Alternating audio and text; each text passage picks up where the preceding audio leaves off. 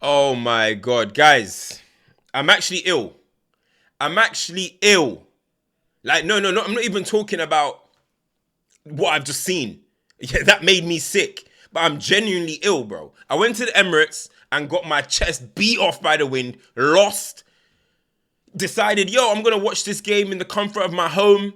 You know what I mean? Drinking some tea, drinking honey and lemon, trying to do all sorts. Soup. I bought chicken soup from a Jamaican restaurant that came 2 hours late. It came 2 hours late. And they still ain't refunded me. And the guy delivered it downstairs. So everything is going wrong. Everything is going wrong. I'm like, you know what? Let me watch my beloved club, Manchester United. Bro, I feel like I got COVID 20. I feel like I got COVID.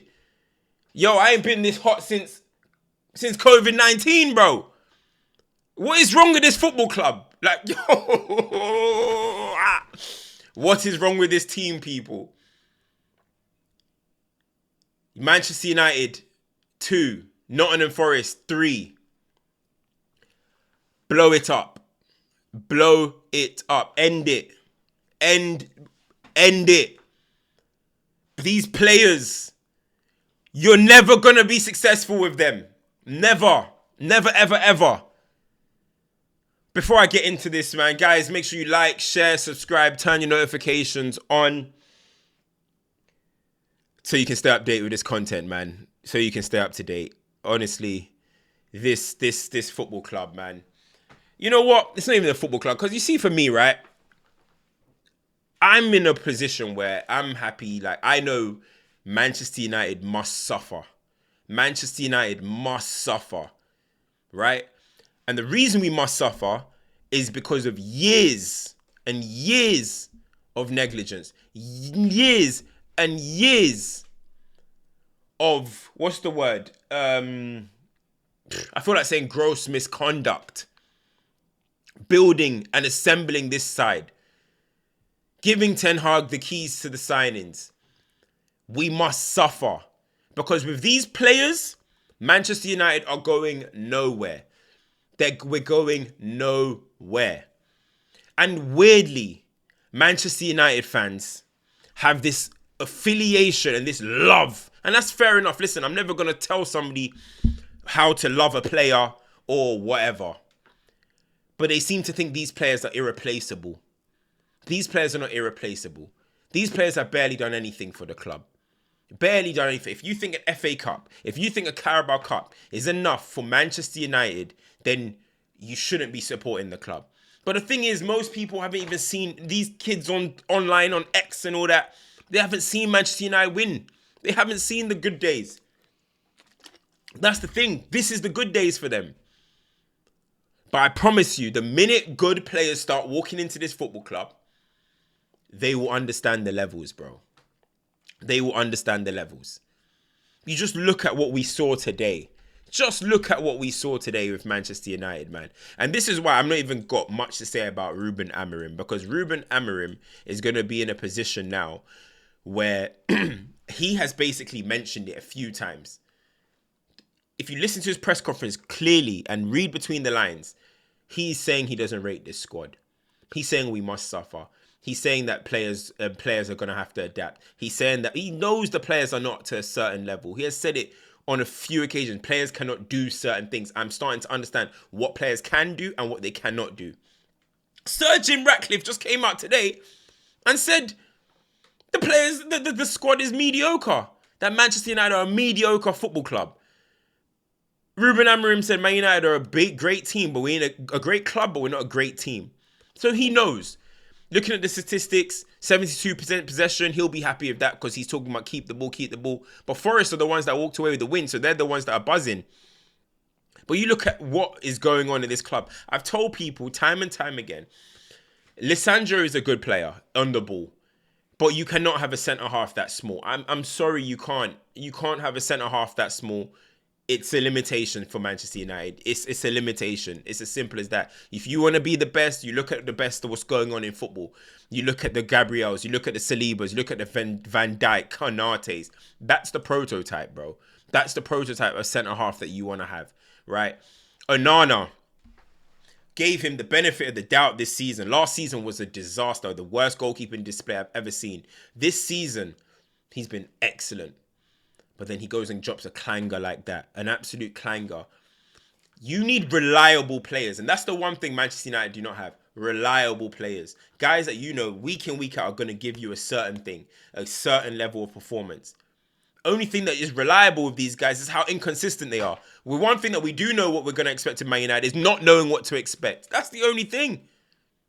That's the only thing with this football club. And that's absolutely scary position to be in. And that's no wonder why Manchester United are so bad. We're so bad. I'm looking at the team, right? And a lot of people, because of the badge, because it's a Man United badge on them, they think, oh, we have a top 4 team. We have a top 4 squad. We don't. United don't. Garnacho's average. Garnacho is an average player, bro. Bruno. How many times, under how many managers are we going to see this guy be so wasteful? How many times are performances going to be so bad? And then he might score a goal and everyone says, what are you saying now? No, I just watched 80 minutes of this guy stinking up the gaff consistently under Oli, under Ten Hag, now under Ruben Amorim. I'm going to turn around and say, oh, but he got a goal, he got an assist, Same thing with Garnacho. Bro, these guys are not performance players. They don't help you be a better team. Individually, they may get their numbers. Garnacho's got 8 goals. Bruno's got this goal and assist, whatever. But you need to be a cohesive football club. You need to be a cohesive team. That's why I laugh when I see people say stuff like Bruno's better than an Odegaard or something. Somebody that doesn't need stats. He'll perform for you, bro. He'll perform. He'll put out a performance. All of this stats, this is just all for the stands, man. It's all for the stands. It's all for the people that just wanna prop their player. Oh, my player has this over your player. My player does this. Do you want Manchester United to be a cohesive top football club? If you do, there's some players that cannot be there in the future. Listen, I don't want to use the example of Arsenal all the time, but Manchester United, bro, it's even worse, but we're in our Aubameyang, Lacazette era where, yeah, that man did a little bit of good stuff for Arsenal, maybe won an FA Cup, but you had to take someone to be like, bye. Tough decisions, uncomfortable conversations need to be had. Tough decisions need to be had. Amorim has to be strict. He has to be strict. You cannot be... I'm sorry. We have seen year after... How many times do we have to see it? Since Oli era, we have seen the Brunos, the Rashfords. They are not going to be the players that are elevating Man United to the next level. So the reality of the situation is Manchester United need... It's down to Ineos now. It's not down to the manager. It's down to Ineos. Because... you can put everything down to John Murto and whatever was going on. This is Ineos' first appointment in Amorim. Now they need to back correctly. It's all down to the recruitment. If the recruitment is right, I'm not concerned. Because you see with me, Ten Hag for me was almost just as bad as the players. He was just as bad as the players. Or even worse. Amorim is a better coach than these guys are players, bro. Amorim is a better coach than these guys are players. And he will be getting consistently let down if we continue with a squad like this. It's an average squad. It's a very average squad.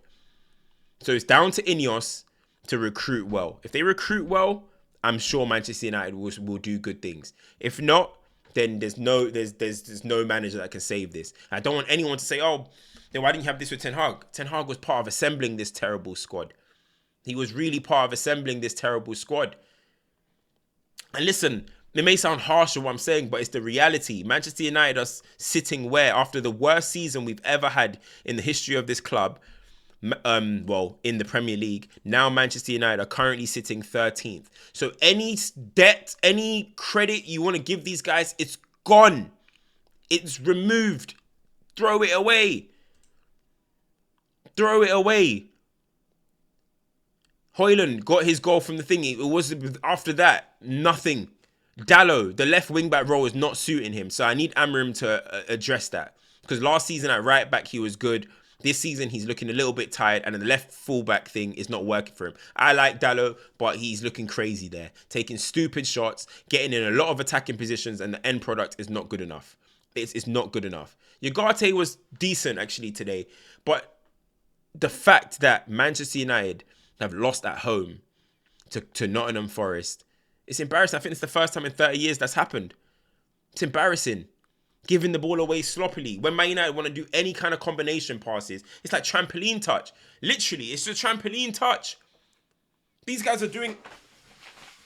I'm like, brother, you're a professional footballer. You're a professional footballer. You guys, why is it looking like a trampoline? Why does it look like you're playing in steel caps on the construction?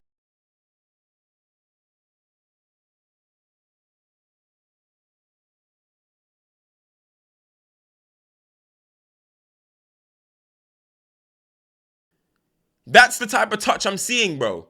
From professional footballers at Manchester United. Pardon my language. This is absolutely crazy, man. This is absolutely crazy. I'm looking at this squad and I'm just like, aye. But the thing is, the reason why, as I said, like, as much as I'm annoyed, post-game you're annoyed because of what you're seeing, I'm putting it all down to the ownership now. It doesn't surprise me what I see. I've thought this team are bad for a long time. I actually think it's fans that annoy me more. I actually think it is fans. And I shouldn't let fans annoy me. But I actually think it's fans, bro. I saw Grizz tweeted, Ruben Amorim, the top level coach. These United players are some of the worst in the club's history. He has a huge job to turn this utter shambles of a club around. Facts. This is probably the worst, well, it's definitely the worst attack I've ever seen at Manchester United. And in terms of squad, I think it's up there. Because if you're looking at, LVG's team was better than this. Jose's team, Ollie's team was better than this. You had players like Greenwood, you had a young Martial, you had Pogba, you had Matic, you just had a better team. You had Rashford in his pomp. Now you've got this random version of Rashford. I was looking at a video of a 20-year-old Martial. And I'm looking at Garnacho's. Bro, I'm not even like I'm going back to the 08 team or the 99 team. I'm talking about a team that still wasn't successful. So many of the players would walk into this squad, you know. Walk in. Manchester United's quality has declined differently. Lukaku clears Højlund. You're looking at the quality decline of this squad and it's absolutely scary, people. It's scary, man. It's actually scary. I mean, if I was to do a keep and sell of this squad, honestly, I probably would keep like 5 players. I'd probably keep like 5 players. Man, I'm not here to give any quick breakdown or tactical breakdown of the game. You guys can go and check that, man. I'm just here to let people know this squad ain't it. But let me look at the stats. 17 shots, 7 on target, 72% possession, 592 passes. We dominated the game. Man United dominated the game, but the thing about Manchester United is they don't take their chances. They don't punish teams, and that's the part of the reason why our attack is not good. I thought Ahmad was very good today, very good, keeping up the threat. But overall, I mean, I'm just looking at this team and I'm just like, wow. But you guys know what time it is, man. You guys know what time it is.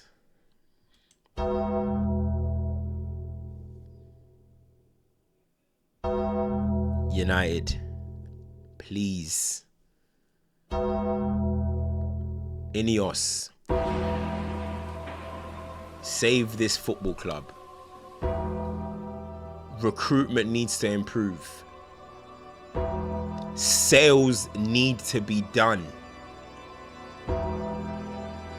Incoming, I want top young players. I want top quality.